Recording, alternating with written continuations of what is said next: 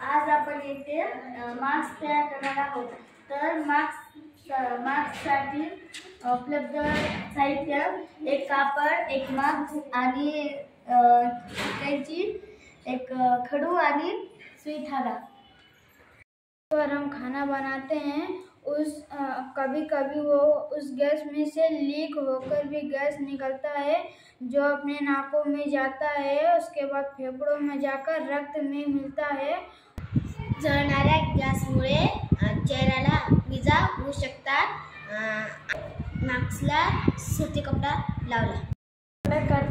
करत असताना gas leak होऊ शकते, म्हणून आपण मळमळ, उलटी, चक्कर येऊ शकते, म्हणून आपण हा मास्क तयार करत आहोत।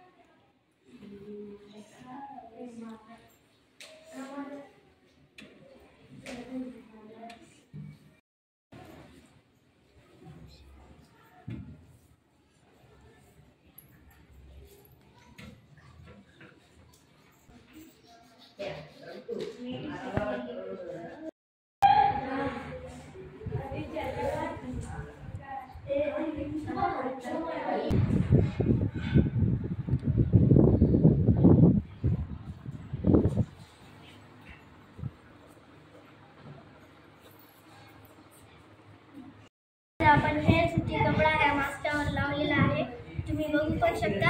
आणि आपला जो स्वयंपाक करताना जळालेला गॅस असतो त्याच्यामुळे आपल्या तोंडाला इजा होते, म्हणून आता आपण कपडा लावलेला आहे, आता इजा नाही होणार।